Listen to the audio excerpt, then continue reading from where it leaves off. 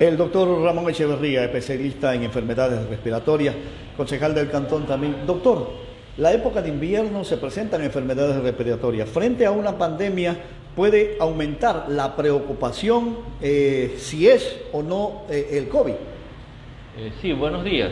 Realmente es una pregunta muy importante debido a que ya empezaron las lluvias y con el aparecimiento de las lluvias empiezan las enfermedades propias del invierno, como tenemos en nuestra ciudad, por ser una ciudad de clima tropical, el dengue, el paludismo, el chikungunya, así como también aparecen otras enfermedades respiratorias que no son COVID y que fueron la primera causa de enfermedad en otras épocas cuando no hubo epidemia o pandemia. Pero que son muy parecidas, doctor. Así es, que son las infecciones respiratorias agudas y que se inician justamente como cualquier proceso que podría ser COVID a futuro, pero inicialmente se parecen a cualquier infección. Estamos hablando, cuando hablamos de infecciones respiratorias agudas, hablamos desde las que van desde la nariz, desde una simple resfriado común o gripe, desde una rinitis, una infección de la garganta o amigdalitis, o una bronquitis, incluso neumonía, de origen de otro tipo de virus o de bacterias. No necesariamente tiene que ser coronavirus. Por ello es la importancia de que aprendamos a reconocer en esta época del año, cuando aparecen estas enfermedades, que no todo es COVID o que de pronto creemos que es una simple gripe y puede ser un COVID. Necesitamos saber discernir y diferenciar cada una de estas patologías. Podemos indicar que cuando se trata de un proceso COVID, tengamos a la mente tos, dolor de garganta, fiebre y luego dificultad para respirar. Y un síntoma característico del COVID es la pérdida del gusto y el olfato, que generalmente no se presenta en otras patologías, salvo por ejemplo en la rinitis alérgica, que podría haber una pérdida del olfato. Pero entonces cuando tenemos síntomas respiratorios añadidos a pérdida del gusto y del olfato, eso podría ser un COVID. Y entonces nosotros, ¿qué tenemos que hacer acá? Ir a un laboratorio, hacernos una prueba de PCR, o podríamos, si ya han pasado algunos días, hacer una prueba cuantitativa de anticuerpos para ver, la prueba rápida, para ver si no están elevados los anticuerpos, que justamente pueden indicar la presencia o no de COVID. En esto va a jugar un papel muy importante el Ministerio de Salud a través de las diferentes áreas, porque ellos deben de disponer de las suficientes pruebas para descartar cualquier problema. Bueno, eso sería lo ideal. Lamentablemente no está ocurriendo, no solo en Esmeraldas, en el Ecuador. Hay una crisis económica que ha dado lugar a que haya una falencia de pruebas para realizar el diagnóstico de COVID. Afortunadamente, algunas instituciones públicas en otras provincias, en otras ciudades grandes como Quito y Guayaquil, pues los GAT han apoyado a tener pruebas COVID y han hecho un trabajo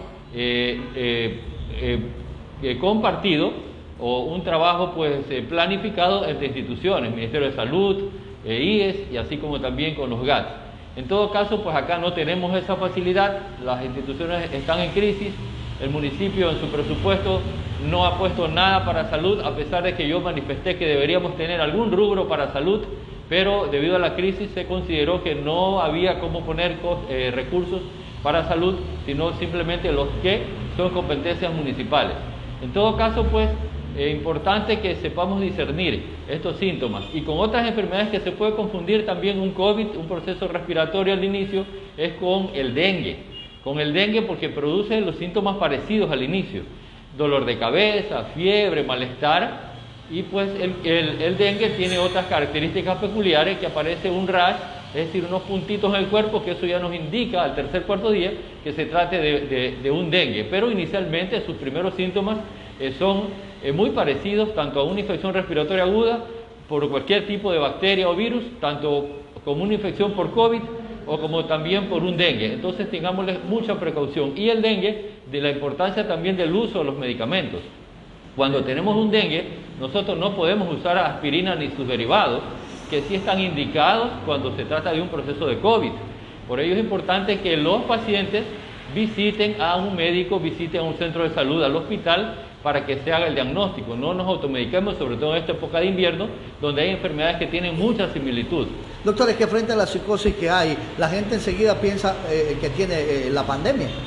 Así es, y eso va a traer muchos problemas de automedicación y de agravar los cuadros. y por ello pues es que indicamos que mejor busquen la ayuda profesional, la ayuda del médico y no nos automediquemos en casa. Entonces, cuando tenemos un paciente con síntomas respiratorios, tos, fiebre, malestar, con más de 3 días, acudamos a un centro de salud, porque puede ser un COVID, pero puede también ser una infección respiratoria aguda de otro tipo, por ejemplo, una bacteriana.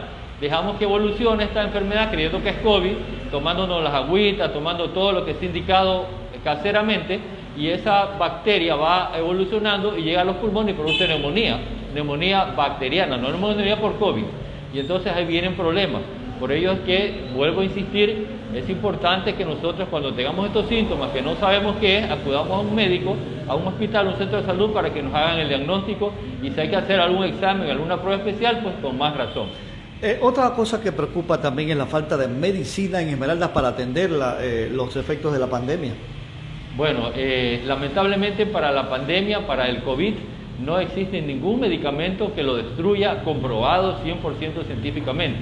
En la actualidad se está usando la ivermectina. Esto todo lo hemos ido aprendiendo en el camino, porque es un virus nuevo que estamos aprendiendo con el pasar de los días y de los meses.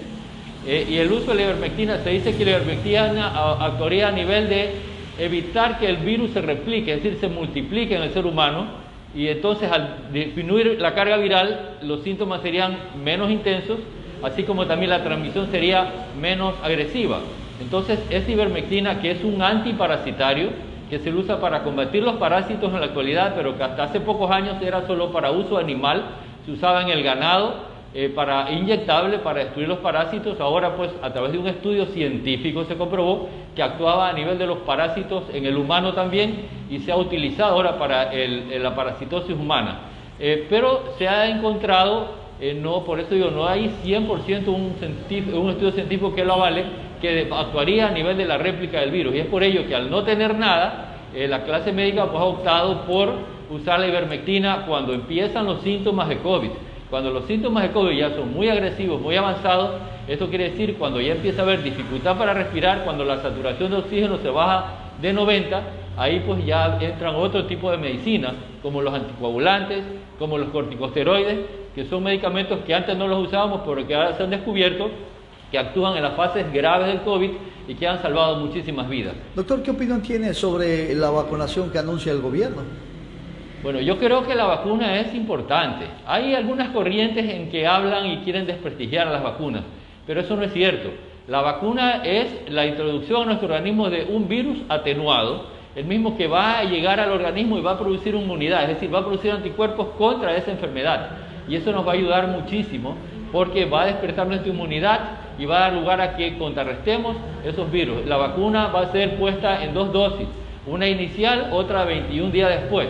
El problema que está ocurriendo acá es la dificultad de adquirirla para los países. Ecuador ha conseguido 50.000 dosis. Que no es suficiente. Así es, 50.000 dosis del laboratorio Pfizer de los Estados Unidos y BioNTech alemán.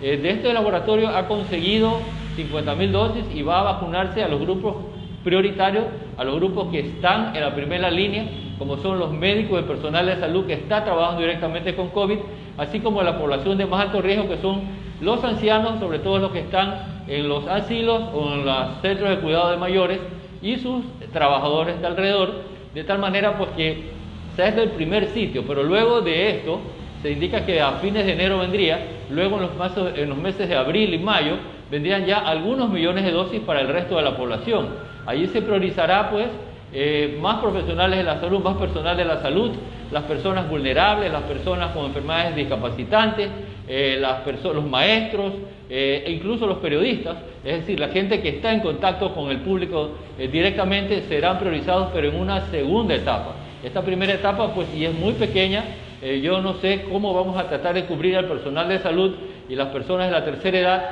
con 50.000 dosis nada más en una población de cerca de 17 millones de habitantes.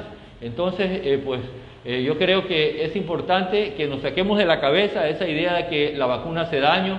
Alguna gente dice que le van a poner un chip, es decir, una serie de cosas que no tienen nada que ver con la realidad. Por ello, pues invitamos que cuando haya la vacunación, nos vacunemos. Yo estoy dispuesto, el momento que haya una vacunación, seré el primero en pues, ponerme la vacuna, porque esto nos va a ayudar a que tengamos anticuerpos que nos permitan controlar esa enfermedad, que no nos contagiemos, que no nos contaminemos y podamos pues ya realizar nuestra actividad sin peligro y sin pues tener tantos riesgos. De todas maneras, igual, así estemos vacunados, hay que seguir tomando medidas de prevención, el distanciamiento, el uso de la mascarilla y el lavado permanente de manos. Eso continuará por lo menos todo lo que va de este año 2021, debido pues a que esta pandemia no se ha acabado, esto está muy vigente, hay cepas muy agresivas que fácilmente se pueden multiplicar y pueden contagiar a la población, y por eso pues que debemos seguir insistiendo, no aflojemos las medidas. Fabricio, yo he visto y con mucha preocupación que en algunos sectores, por ejemplo en la transportación, no decimos, todos estamos en crisis, ¿no es cierto? Pero por lo menos que la gente que se sube al bus use mascarilla. Yo he visto buses en los que la mayoría de la gente va sin mascarilla.